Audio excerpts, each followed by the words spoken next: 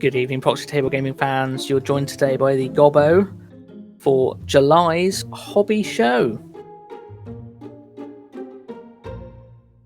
Today I have Scabfat with me. Hello. Hello. And I also have a Nifty, back from Hello. the field hospital. Yes.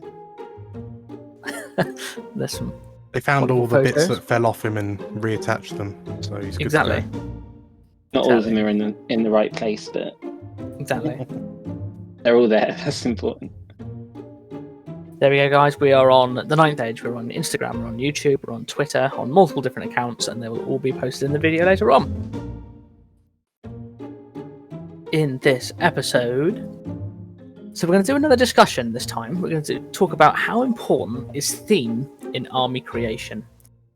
Centered more around the T9A sort of games that we play, but it will still be relevant to most war games, I think, apart from historical. But we're going to get into some deep down discussion with that in a second.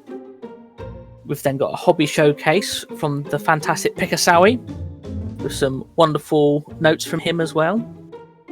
Community shout outs, so we're going to look at some of the community models from Instagram to the Ninth Age forum. Okay, so what have we been up to this month, guys? Nifty? I've been being really warm. Yes. Yes. I've been lying on the floor a lot. I haven't really been doing much in the way of hobby. Yeah. Yeah, you can't really hold a paintbrush or a pencil when your back's on fire. Yeah. But I've been thinking good. about stuff. It's good. What have you been doing, Scabfat? Sounding a bit like a broken record. I've been carrying on with the gnome bots. As of the time of this recording, I've got a few weeks left before all the tournaments. I'm in the final straights. I've got about half a dozen models left to go. Then I can start basing, and then we're all set. And then I think I might take a well-deserved break. Start a new army. Start a new army, yeah. And you? I have finished the Wood Elves, which is nice. They're all done and dusted, back off to their client. And I have nearly finished Astra Miller Hujuma What's It commission, 40k. But yeah, I've been doing lots of planning as well for the future. So lots of things about potentially doing a Goblins Grotto little narrative weekend. We've been thinking about doing new armies, loads of different thoughts going around in my head, so lots of planning as well. Okay, first up then, how important is theme in army creation? So first thing I want to just quickly show is theme. So this is from the dictionary.com website, if you cannot tell. So a subject of discourse, discussion, meditation, or composition. So for example, when people talk about a themed army, they normally assume it's not competitive, it's just there for looking nice, etc, etc. However, there's many different types of theme, which we're going to go through again today. So what is a themed army? We're going to go through the types of theme, we're going to go through the pros and cons, and we're going to give some examples as well. What is a theme? So, what's kind of interesting about this question is that, Gobo, when you and I were batting this idea around originally, without any kind of prompting, we both came up with very different answers that we both realised were both very valid answers. So, for example, I went ahead and started speaking about the visual theme of an army. You know, for example, with my gnome bots, that is a very distinct visual theme. The Vermin Swarm army I'm looking at next, that will be completely comprised of goblins standing in for vermin. Again, that is a very striking kind of visual theme. But then your idea, which was very different to mine. Yeah, so my idea would be basing the physical army list as well around that theme. So, for example, if I was doing like my Kingdom of Aquitaine, which I've got my Goblonians, I haven't gone full blown like KOE meta list. I've gone for things that would look cool as goblins and also would play well looking like goblins, if that makes sense. And then to top it off nifty, you then came in with a third perspective. Yeah, so I thought more about the narrative theme, which is the first thing that came to my head.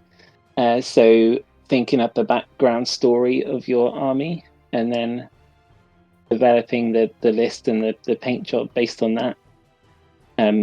So it was kind of a minor one, but it kind of happened after I started collecting the models. But my orc and goblin army that's been around for a while, I had savage orcs and then mostly goblins and night goblins, but I didn't want to paint them with the black cloaks. I painted them kind of brown and a beigey kind of dirty color. And I kind of thought, right, these are from a forest where there's lots of fungus and bugs and spiders and things, and I kind of made up this background for the army, and then from then on I painted it with that theme, this kind of muddy forest cave theme. It's quite nice to be taken off by it. Okay, so what I've got there is a method of showing a deep and broad concept that is universally understood. So as opposed to just this is an Empire army, so it has Empire soldiers being the theme, actually it's going a bit deeper than that. So they're either telling the narrative, they're either telling a certain way of playing, or they're discussing how they look. Yeah. So when we create armies, and at least this is from my point of view, it allows the artist and by extension the viewer to better connect with that army.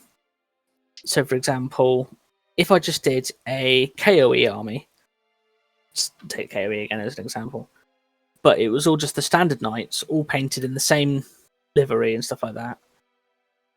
Yeah, you could get it looking cool, but I want more from that in the hobby. I want to start creating, like you did with the narrative, creating the names, creating the backstories and stuff like that. So, for example, you wouldn't have a Richard the Loonheart if it was just the one knight painted the same multiple times. Does that make sense? No, absolutely. So, if this hobby is a form of artful expression, which I think it is, then why not apply the same rules and standards as an artist would for their masterpiece? Thoughts on that?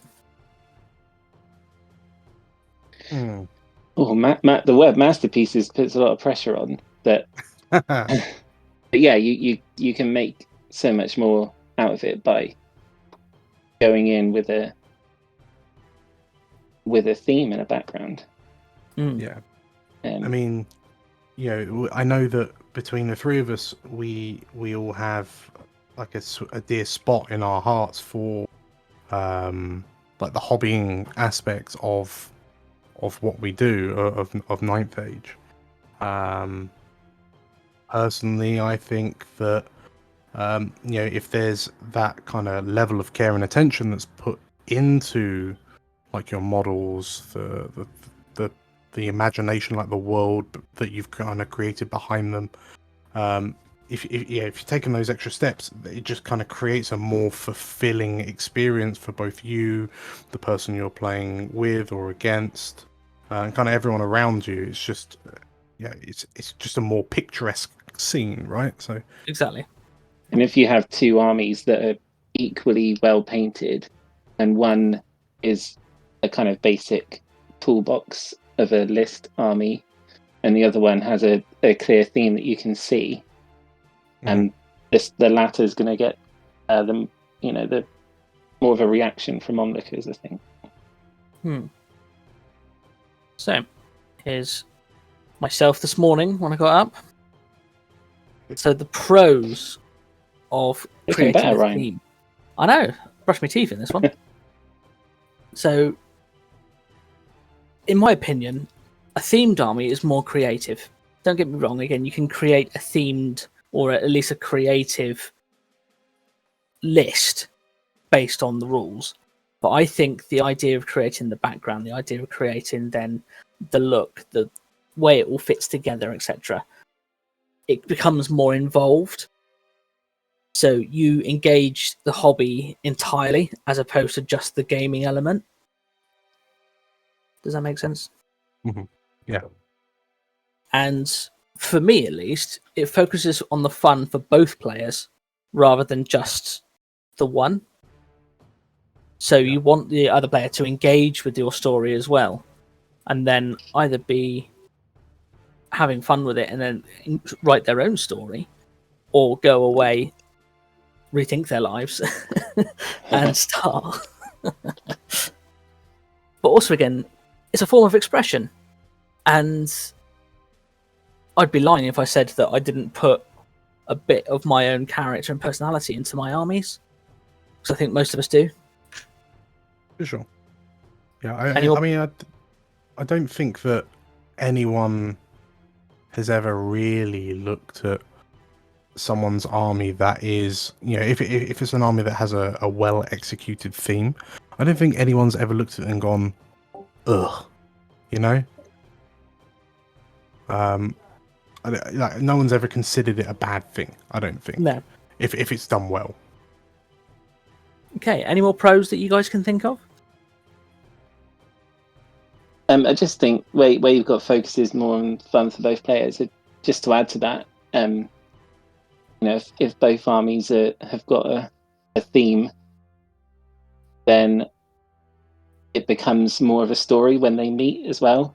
So instead of this is Kings of Equitane versus Empire of Sonostal, it's this is this specific army with this storyline against these, and it's more of an interesting clash, more of a it's Gobo and Scab epic as feel opposed to KOE and Goblins.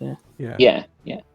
I mean, if you had like a Roman themed Empire of Sonstal army, it could be that it's not just EOS versus Vermin Swarm, it's the last defenders of Avarice versus the unknown plague from beneath, kind of thing. It gives you the opportunity to make things that much more memorable. Yes. In my opinion, it differentiates the hobby from playing chess. Yeah. So rather than just moving pieces around the board, you're moving people, you're moving things that are all that they're represented by models actually in your mind's eye. That battle could be happening. For sure. Yes. Okay. Cons. And this goblin looks really, really angry. So they're not always competitive. So the problem with Ninth Age being a inverted commas tournament-based game, is that sometimes people just choose the competitive side more than the theme and the narrative. At least this is the experience that I've had. Whereas I've always been the other way around. And again, I think you guys are the same as me. Yes, it's fun to win, but it's not the be-all and end-all. So we don't base our army selections on what is the most competitive. On the other side of that, it's not fun to get repeatedly trounced. So you do need some layer of a working army. Oh, definitely. Yeah. Definitely. I mean, with the armies that my counterpoint to that is with the armies that I make, because I focus a lot on sort of like visual substitution. If, let's say, for example, with my gnome bots, if I sat down and thought to myself, you know what, I really wish I could take units of seekers. I reckon like seeker spam. I mean, that might be good. Who knows? Hey, but I could then, create paint, create model paint, like gnome bots that could stand in as seekers. So, you're having a themed army doesn't necessarily mean you're automatically foregoing competitiveness.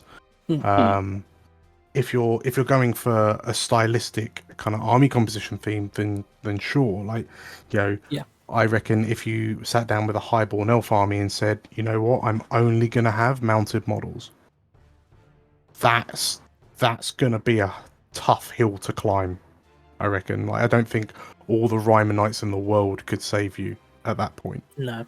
Well, the chariot army is quite good. Yeah, that's true. Unified look. So sometimes with not the competitive armies, they take things that wouldn't necessarily go together in an army. If you look in the traditional sense of an army, so you normally have an infantry, you normally have a backup sort of ranged units, then an artillery, then some magic users. However, in a competitive army, you'll probably have 75% as really, really killy big monsters. Then you've got some small minimum sized infantry units, which just wouldn't be an infantry unit in a regular army. So again, it doesn't look necessarily right. It can still look fantastic, but doesn't, in my opinion, look the part of a ranked war game. Cool. Yeah, because that's part of the reason we all kind of turned to ninth age instead of going to Sigmar, and it was because we like the look of a big ranked army. Yeah. I mean, I think it's telling that the project developers for Ninth Age have kind of gone on record to say that they want to move to a more like an MMU style game. Personally, I think that will help the game aesthetically. I have a feeling I might get crucified by all the Saurian Ancient players, but like, I don't particularly enjoy looking at skink cloud armies because, you know, again, personally, for me, rank and file is what draws me to the game. It's kind of what gets my mind running.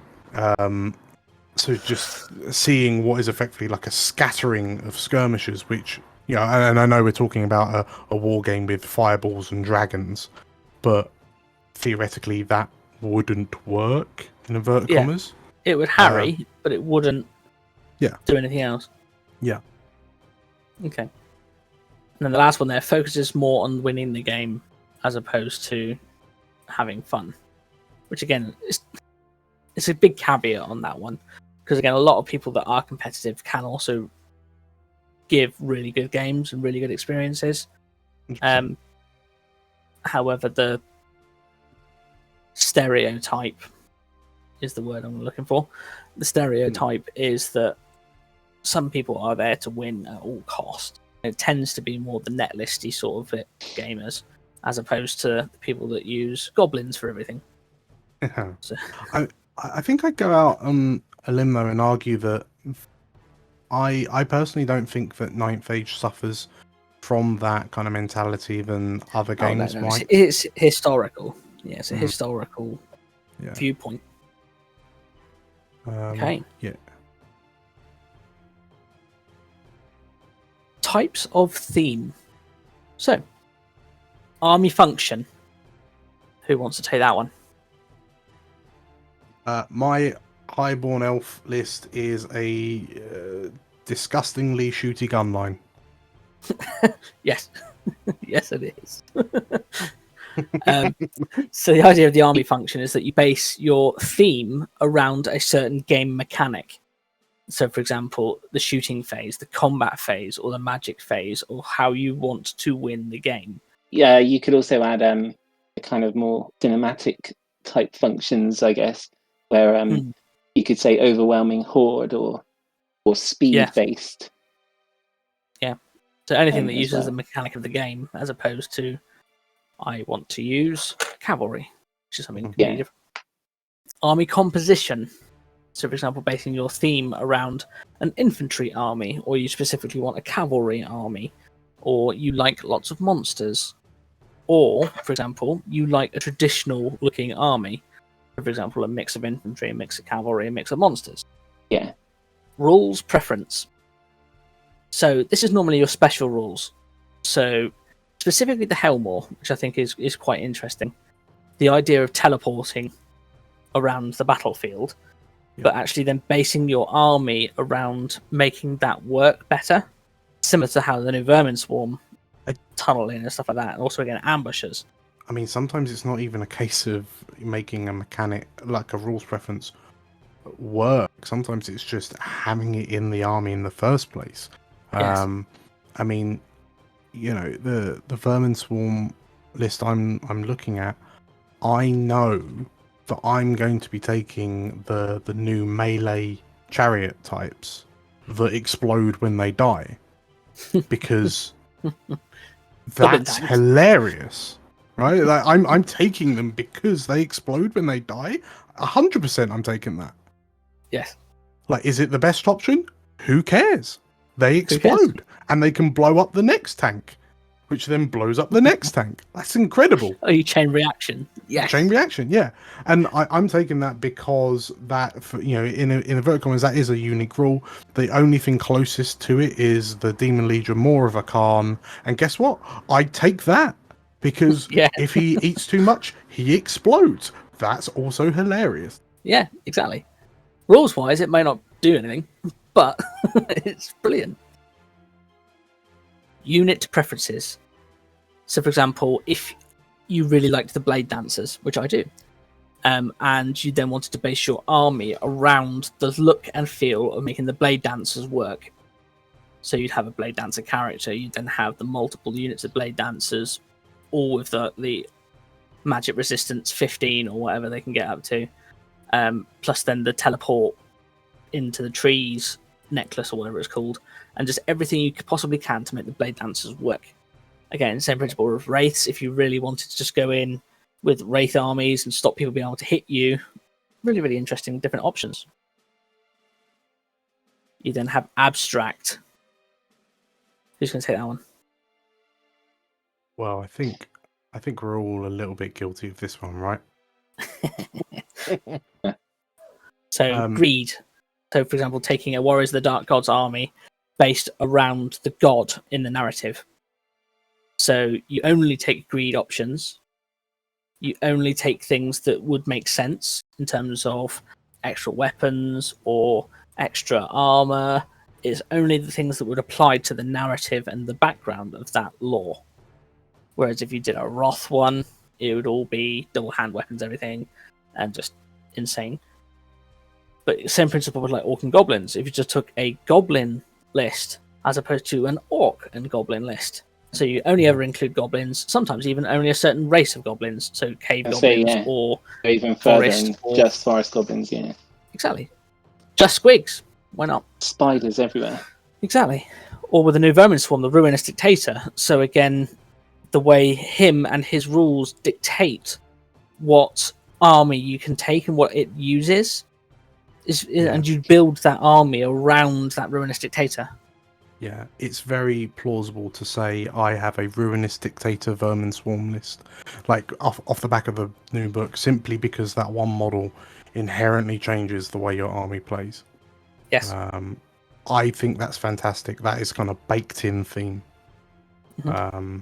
I mean, in terms of sort of like the greed army, the goblin only army, I think I know a couple of guys who've done those armies. They never really do very well, but good on them for trying, you know. Yeah, definitely. Okay, any other types of theme that you can think of, guys? Yeah, so with Dread Elves, you could do a Corsair themed one. Yeah. So it's all kind of piratey and banners are all sails and stuff, and it kind of limits you to certain models, but then that's all part of the so again, that's like a narrative style as well, isn't it? Yeah. I mean, you were going to talk about narrative as well, weren't you? Yeah, off the back of what you were saying earlier about the narrative, like the narrative history of the army. Yeah, we were bouncing around this idea of kind of converting your models, for example, to look like they'd been through the ringer for a significant amount of times. So the models themselves tell a story, like a narrative theme, battered and covered in, you know, scratches and scuffs and dirt, to really kind of emphasize the fact that they've not stopped. So that kind of visual, and that, you know, you don't have to change anything about your army apart from the way how you present it. It's a quick way to add some character Yeah, for sure. Okay. So that comes to the end of our little discussion there. But what we want to do is open the floor to our viewers and start the discussion about what excites you about theme. What themes do you really enjoy? Have you used themes so far in your hobby? We would really like to hear about it. So please comment on the video and let us know. We'd love to hear different types. Okay. Next up, we've got a hobby showcase, and this is a true treat for you guys. I've been in contact with Pikasawi, who is the chap that's done all of these fantastic things that you'll see in a second. And I've just done this little thing here just to try and introduce like the theme and also, again, the ideas behind his fantastic world. So as Maisie entered the main courtyard, a wave of sights, sounds, and smells crashed over her. The hustle and bustle of traders and hawkers plying their trade. Hares, only 2 groats. A couple of minstrels were lazily tuning their instruments over the noise. She passed stalls with every known food on offer. Fish, fruit, meat from God knows what animal. So this is Wixhausen, my new home. And there's your first image. Holy.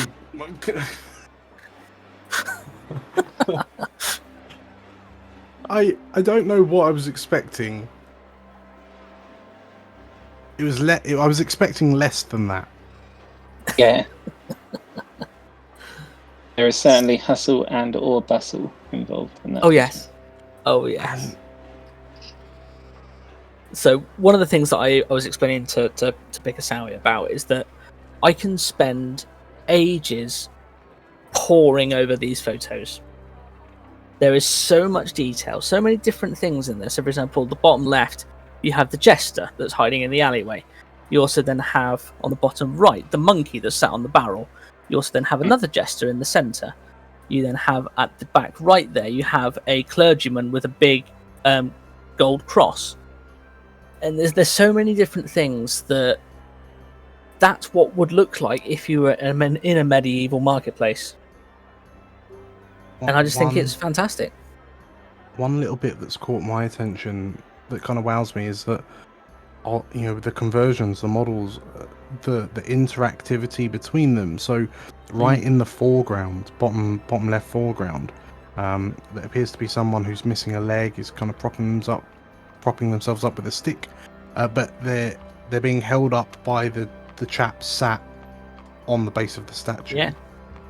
So it's not just models stuck down facing each other. Exactly. They're actually interacting. Exactly. And one of the things I want you to just pay attention to is the skylines in all of these. So if we go to the next page. Are you going to tell us this is actually 1-to-1 scale and that's the real sky? And It is the real 6-foot tall sky. models. So he photographs this all outside. So this is using natural light as opposed to fake light, which is just mind blowing. The picture on the left there, like I feel like I can hear it. Yes, exactly. You can hear it, but you can also see the sights, the smells, the sounds.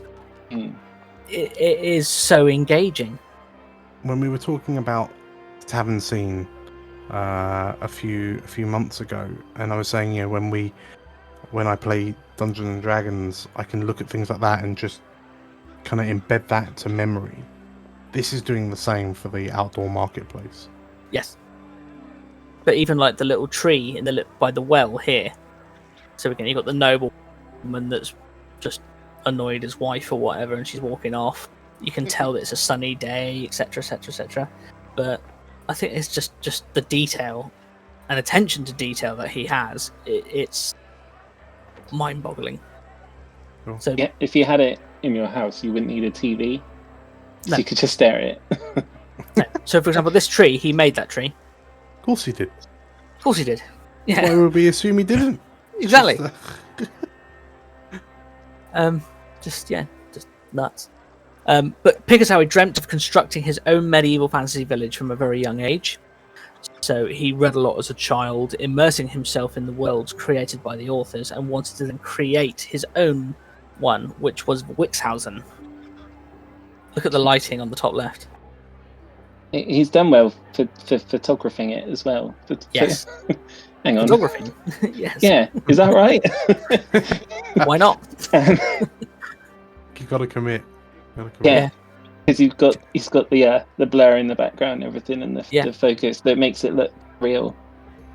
I like the fact that there's multiple different colours of foliage. There's multiple different types of foliage that you would see in just like a suburban sort of medieval part. So the grasses, the flowers, you've got the ivy and the ferns, you've then got the autumn leaves, etc. But also, again, if we're looking at the natural light, so he must have taken this at sunset. So again, you've actually got the light from our sun that's casting all these shadows, it's casting all these things, and I think it's just fantastic to compose photos that way. Yeah, I mean, who needs sharp, crisp highlights when you can just use the sun? You know? Well, I was going to say, as we know, sunlight can be quite mean to our paint jobs. It's normally quite harsh, yeah. Yeah, so this is another testament to how well he's done, really. So when he was a child, he read the Polish magazine Fantastica, and around that time also read the Witcher short stories. So this is before they became famous, because Andrzej Trzaskowski is from Poland, so it's actually in Polish that he read it.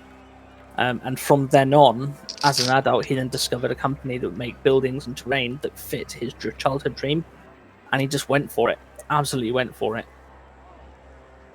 So a lot of his stuff is tabletop world, which is all resin buildings, which is, again, the detail on them is fantastic, but what he's done in terms of like the colouring, with the additions of foliage, with the people walking around, everything just looks like it would do in a medieval fantasy village. Yeah. And again, the light. Is it modular, do you know?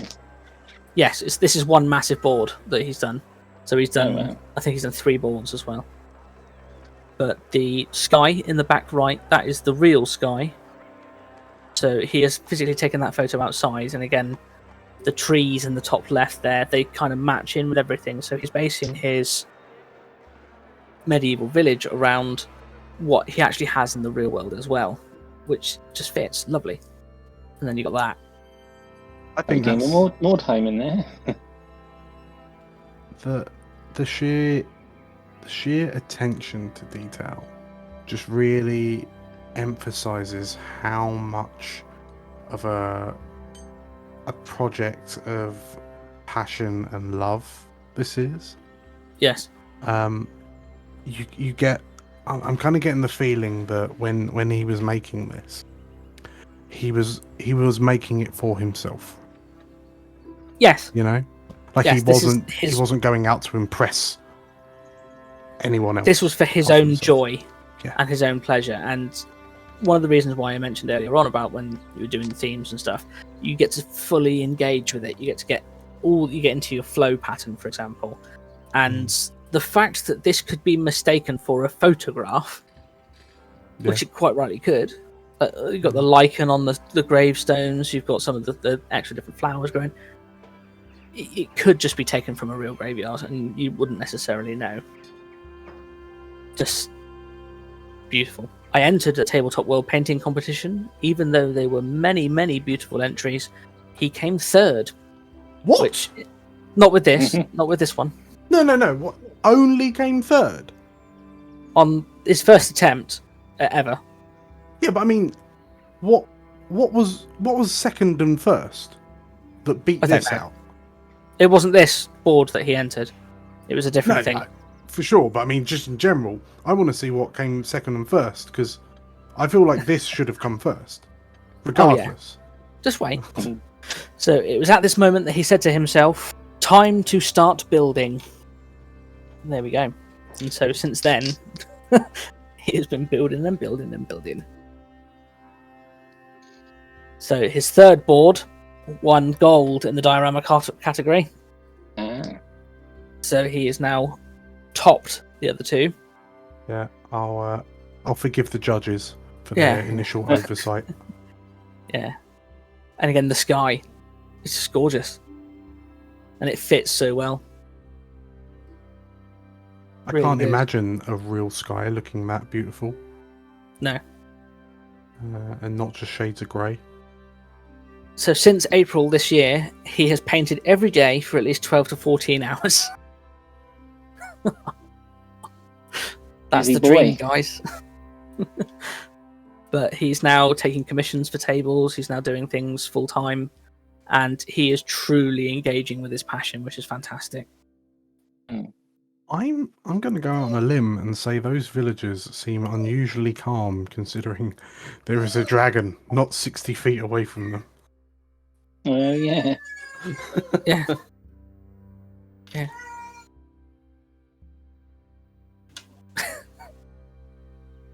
just Going. it's still going. Yeah. I like Hodor at the front there. It's straining through the stream. But again, it's like Tommy said last time, it's running out of superlatives is just stunning. You just spent hours looking at it. Yeah, it's like looking at a painting. Yeah. I think, what this seems like it's on a different level to, I mean, even, okay, so you go to, say, Warhammer World in Nottingham, and you see there, frankly, absurdly large display tables. But this just seems to me to be a kind of step above it, because whilst for example what Games Workshop has on their display boards is undeniably impressive, it focuses more on the models though as opposed to the terrain. Yeah, it's just like and they are kind of models in the poses, and they're just kind of in effect running at each other. It's like, oh, okay, there might be some models climbing a wall, for example, but this it's a slice of life. Yeah, he's managed to capture the characters inhabited by these models going about their business, not in some rabid war zone. Yeah. Which is a nice change of pace compared to what we're used to. Absolutely. But you got the water effects on the windmill there. On the water wheel, sorry. But if you go further on where you've got the natural sunlight on the stream, again, that could be a photograph.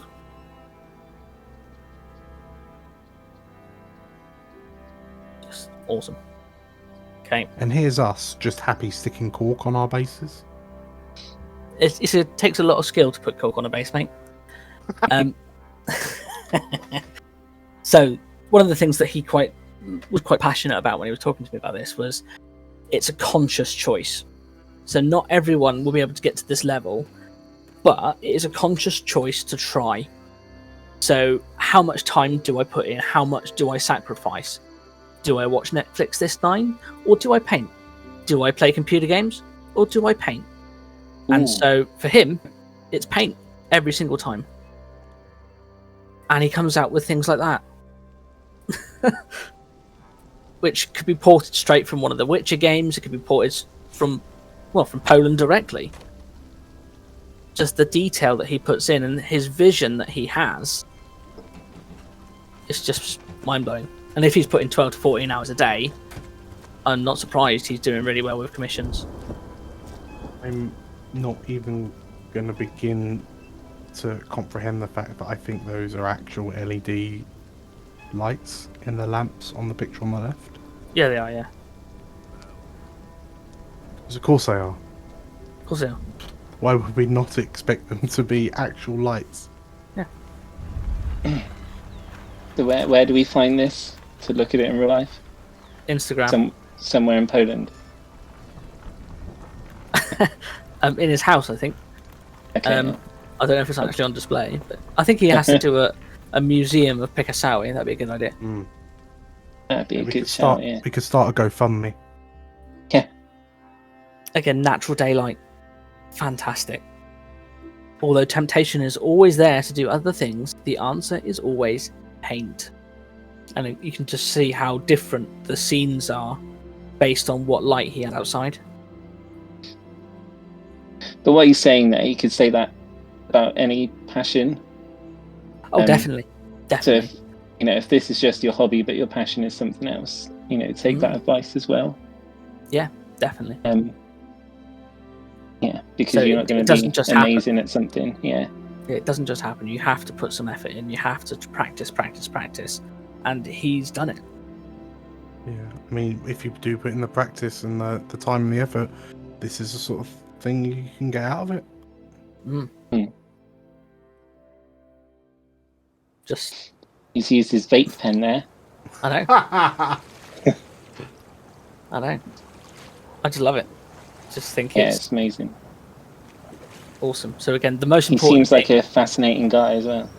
Yeah, he's a real nice chap. Again, I've been having lots of chats with him over Instagram, and been sharing different ideas and things like that, and just a really inspiring guy. But the most important thing is really having fun. This is all I think about. I think that's the most important message here, isn't it? Like, do it because you find it fun. Like, do it because you want to. The moment you don't enjoy it, you're not going to put your all into it. Yeah. Like, don't hurt yourself doing it. Don't force yourself to do it. If you don't want to, like, make sure you're enjoying the whole process. Yes. And there's the final photo, guys. So pick a Sowie, and his words: start small, dream big. Nice. Which I think is really good. So again, he started out with a couple of different buildings, and now he has just look at it. Just awesome. Now he has one less room in his house to live in because he's got all these boards out. It doesn't matter, he can live in this house. Yeah. Exactly. He's got a guardhouse, he doesn't need a room for his children. Okay, so please guys, get on Instagram, get to Pick a Sowie, send him your love and all your passion, and really spend some time. This is just a mere fragment of all the photos that he has on there. He's doing almost daily uploads. There is hundreds of things on there, and it was so hard to choose these photos. So it actually took me a lot longer than I normally would. Just again, fantastic job. If you have a project or hobby piece that you were really proud of, then please get in touch. We'd love to see your work. We'd love to show it on the show, and we'd love to be able to discuss it. Okay, community hobby shoutouts. Scab Fat picks for July.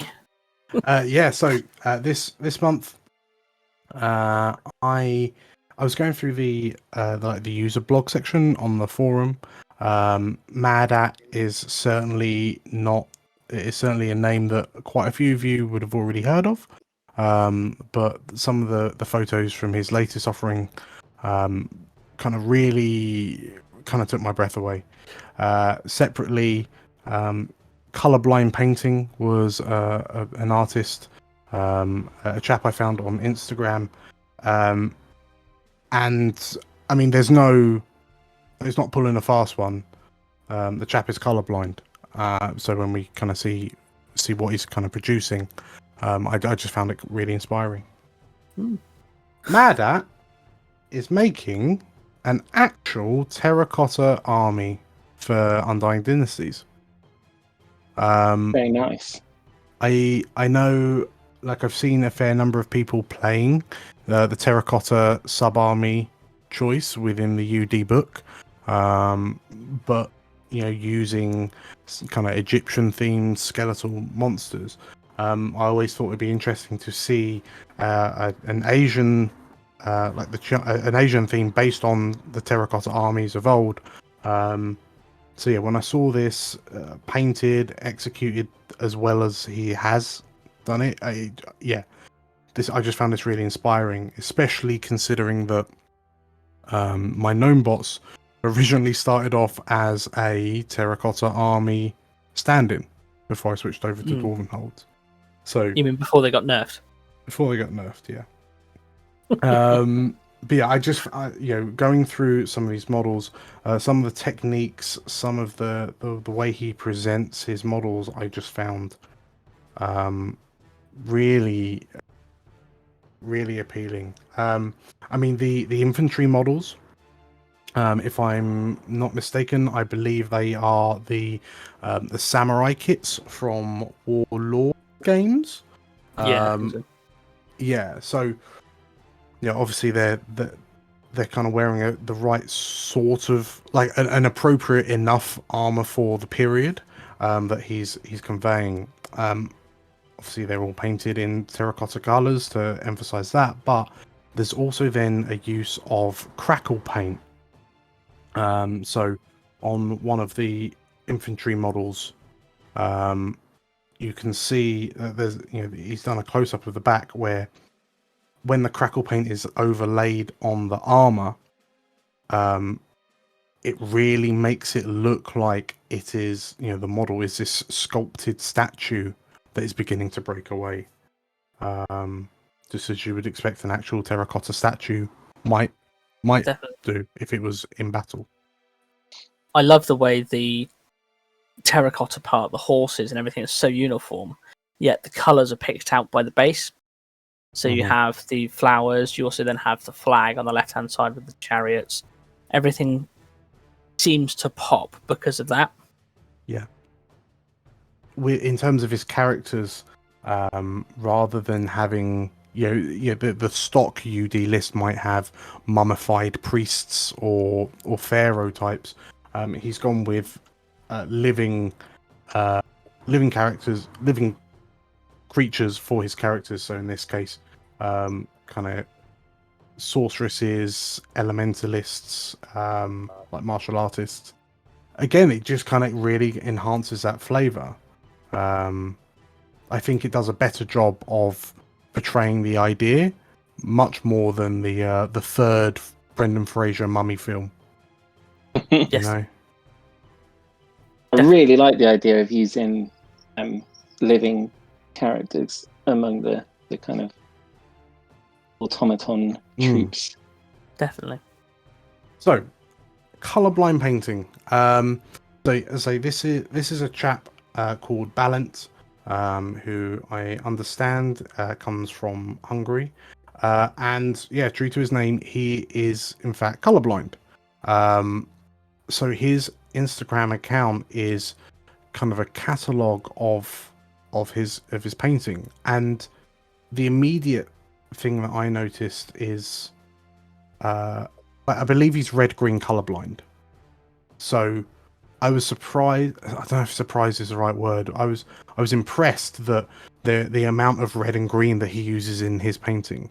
That you wouldn't necessarily look at this and think, oh, this chap can't differentiate between red and green, for example. Like I think the skill and technique that he's managed to pull off is incredible. And I'm not talking just like the fact that they've got red on their tunics, the jester's got green on his cowl.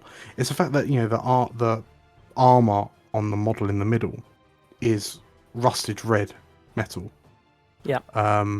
And if you were red green colorblind, I can't exactly imagine what that's like to be looking at it while you're painting it, but Fun fact, I'm red-green colorblind.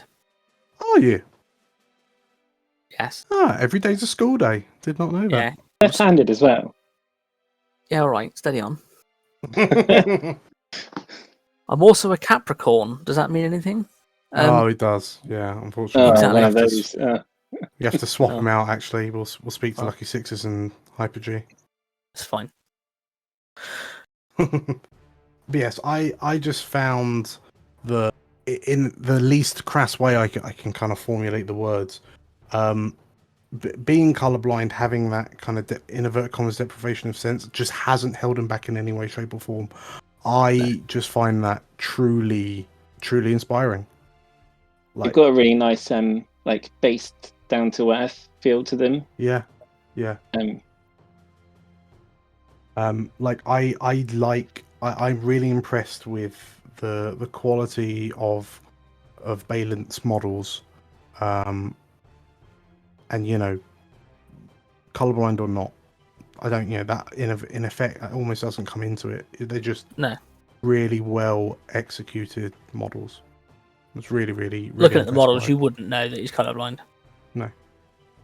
I think it's just fantastic. Yeah, it's not to say that being colorblind would hold him back, but it's just in general they're so impressive to look at. I think. There's your reds. Yeah. Good on you. Okay. Nifty's picks for July. So, yes, I had a look and I went for Spray Black Studios and Ringadore. Ringadore? Don't know. So this person, if you scroll through their Instagram, you'll find there's a lot of 40k on there, like really nice 40k. But having a look, there's a lot of fantasy as well mixed in among it. It's just really atmospheric. Kind of, it has that 40k grim darkness. Yeah, I love the lighting. The lighting, yeah, really good. And even though it's quite dark and kind of dreary, there is some old use of color in there, like the one in the middle here and the one in the middle on the first page. It's just gone the kind of use of purples. There is a loon boss on Squig, on his Instagram as well, where he's kind of gone for like a really pinky purpley flesh tone on the Squig, and it works really nice and it looks so atmospheric. And you can just imagine it hurtling through a cave, like a crystally cave scenario. So it kind of puts it in a, even though the model's there on its own, the kind of paint job and the lighting and everything, it puts it in a, you can imagine the world around it kind of thing. I like it when people can, I like it when people go crazy with colours as well, but I also like it when people can limit themselves but still make it look really interesting, because it just has this realistic feel. Yeah. No, awesome choice. Next up is Ringadore. Yeah, this one, Hey. yeah, so almost going in the other direction. They've just used really cool colours and had fun with the highlighting, and there's just so much character on show. It's Just really like them, and the models are awesome. Gotta love the old goblins. Yeah. And a Slan. The old Slan as well. Yeah, there are some other Saurians or Lizardmen on the account as well. Yeah, the goblins are definitely the stars of the show. Definitely. I do like, if you're doing goblins, you gotta whack some mushrooms on the bases, and he's adhered to that rule. So has to be done. Yeah. Awesome. No, good shout. Thank you very much, Simon. Next up is Gobo. I've got Totally Not Panicking and Bowtie Painting Studios, both from Instagram. So, Totally Not Panicking. The reason why I chose these is because I love the older models, but also how gribbly and just covered in grime that he's painted them. And he's also done some moderate conversions with some of them as well. Just really fun.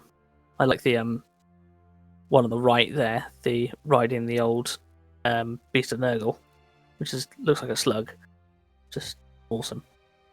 I always find it really interesting when people take the old cartoony, like statically posed models and give them a really modern, realistic paint job. Yeah. So the chap in the centre, that's normally is it Crom the Conqueror model, but they've now put a new head on him, which was from the Warcry set. So they have done some conversions with him as well, and it gives him a completely different look. Yeah, I mean the model on the far right, I believe I think that's the old champion of Zinch. So you're kind of used to seeing them in really bright, vivid colours, but yeah, seeing them in the kind of muted beiges and browns, it kind of juxtaposes the silliness of the model, as you say, Simon, with kind of a gritty realism almost. Yeah, definitely. And then you go from that into some of the newer style models, which just wow. I don't even know what you'd use that for on the right. It just looks gorgeous. Whatever you want, I think. Am I thinking that's a big model, isn't it? Yeah, so the chappie on the right hand side on the base is a Nighthaunt, which is a 28mm. Oh yeah. So you could use it as the big constructs of the Tomb Kings, Yeah, Undying Dynasty. Sorry, maybe. yeah, or like Wasteland Behemoth, for example. Mm. I just think it's just a gorgeous model, and the conversion that he's done, he's used so many different parts on it. Just fantastic. And you got the Great Unclean one on the left, but he's changed for one of the goblin-looking helmets and stuff like that. I think it's just an interesting take on it. Yeah, it's really cool. Cool. Totally not panicking. And then this one. So this one, I'm not sure if you guys have seen this one yet. You'll probably notice it in a second, but this is something that's so far out left field that I think I had to just include it. This is the cell shading one, yes. Oh, Yeah. wow. Okay, Yeah. hello. Yeah, so it is painted, cell shaded. So this isn't a what do you call it, a filter or anything like that. As you can tell by the bases on the bottom, he has painted this. That's what it looks like. Yeah. And although, fair enough, I probably wouldn't want to see an army of it. However, I think the dedication to doing this style across such large models and doing it really, really well is fantastic. I absolutely love it. Yeah, it's awesome. So they're out of the pages of a book. Yeah. Or like a game like Borderlands or something. Exactly. Oh my goodness. You can really see it on the white there.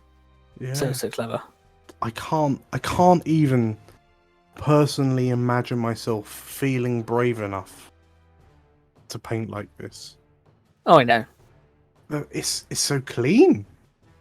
Yeah. It's something completely different.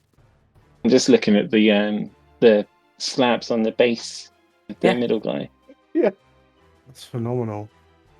Just awesome. Absolutely but it's phenomenal. not just orcs. Talk about eye catching.